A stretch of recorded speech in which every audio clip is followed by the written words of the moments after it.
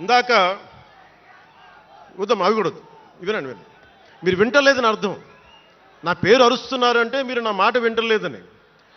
నా మాట వింటే 151 ఉన్న సీట్లు పార్టీ పోయింది. అందుకే నా మాట వినాలి. కూర్చోండి.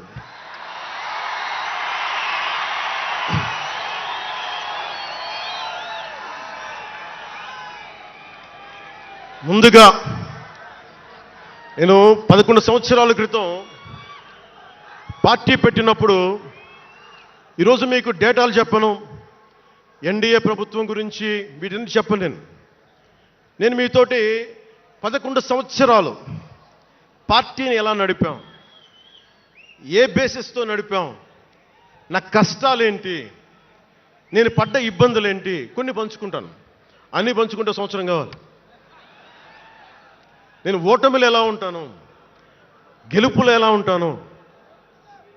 మీరు నా గుండెల్లో పెట్టుకున్న వాళ్ళు, మీరందరూ నా గుండెల్లో పెట్టుకున్న మీకు మించిన కుటుంబం నాకు లేదు.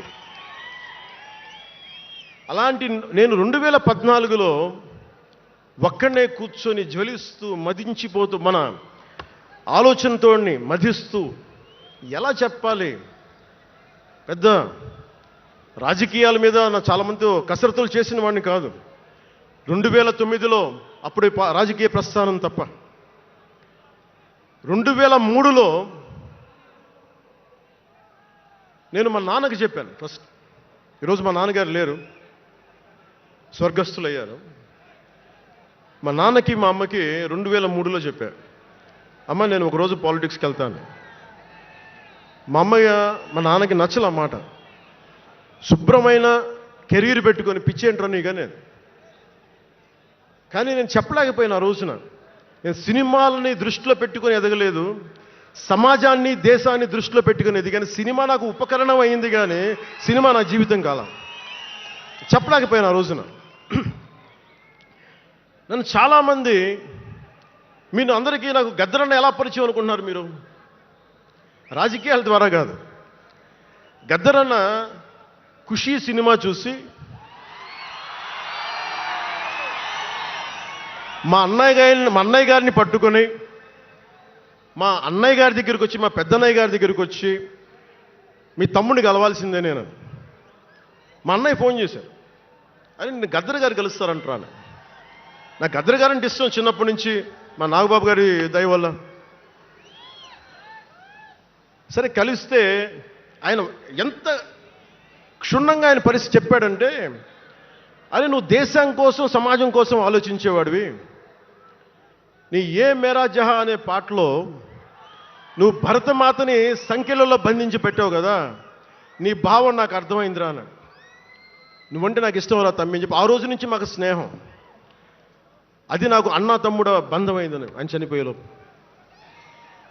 అలాగే 2006లో నేను విపరీతంగా ఒక పిహెచ్డి కోసం, ఒక స్కాలర్ ఎలా చదువుతాడో పుస్తకాల మధ్యలో సినిమాలు చేశాను. అందుకే నా సినిమాలు మీకు నచ్చి ఉండకపోవచ్చు ఆ రోజున. కానీ నా జ్వలనాన్ని ఎక్కడో ఢిల్లీలో కూర్చొని ఒక్కళ్ళు, ఢిల్లీ యూనివర్సిటీలో పనిచేసే ఒక ప్రొఫెసర్, ప్రకాశం జిల్లాకు చెందిన వ్యక్తి, నాకు తెలియదు ఆయన ప్రకాశం జిల్లా వ్యక్తి. నా రోజున ఆయన వచ్చి మిమ్మల్ని కలవాలని చెప్పి ఒక నెల రోజులు నా వెంట పడితే ఆయన కలిశారు. ఆయన వచ్చి నన్ను ఒకే ఒక మాట అడిగారు 2006లో, మీరు రాజకీయాల్లోకి వస్తారా? బహుజన సిద్ధాంతం మేము ముందుకెళ్తాం. చాలామంది అడిగి నన్ను పంపించారు, మీరు సంసిద్ధం అంటే నేను మాట్లాడతాను, నేను కదుపుతానంటే.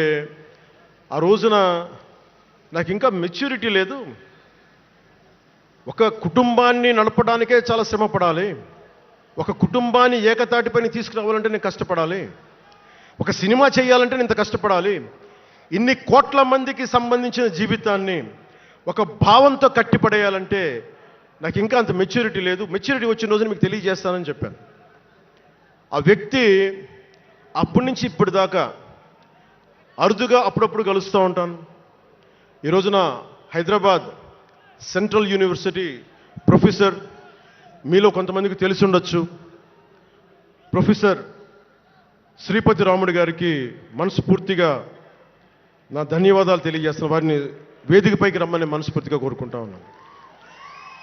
ఎందుకంటే మీరు ఓజీ ఓజీ అని అరుస్తూ ఉంటే నన్ను సినిమాల కంటే కూడా సినిమాల్లో ప్రజలకి పనిచేసే మనిషిని చూశారు ఇలాంటి మేధావులందరూ, పోరాట యోధులందరూ. సో నాకు ఎప్పుడు కూడా ఆయన ఒక నిమిషం చూడండి, ప్రొఫెసర్ గారు మన జనసేన పార్టీ కాదు, ఆయన ప్రొఫెసరే. బహుజన సిద్ధాంతాల కోసం, అంబేద్కర్ ఆశయాల కోసం, అణగారిన వర్గాల కోసం నిలబడ్డ వ్యక్తి. ఆయన చాలామంది విద్యార్థుల్ని పిహెచ్డీలకి సిద్ధం చేసే వ్యక్తి. మన దగ్గరున్న బేతపూడి విజయ్ కుమార్ గారు కూడా ఆయన శిష్యుడే. ఇలాంటి శిష్యులు ఎంతమంది తయారు చేసి ఆయన జనసేన ఎప్పుడు నాకు అండగా ఉంటారు. ఓడిపోయినా నిలబడ్డా ఎప్పుడైనా సరే నమ్మకం ఏంటంటే మీరు ఉండాలి, మీరు రాణించాలని నిరంతరం తప్పించే శ్రీపతి రాముడు గారికి నేను ఇవ్వగలిగేది ఒకటే, నా గుండెల నుంచి ప్రేమ ఇవ్వగలను.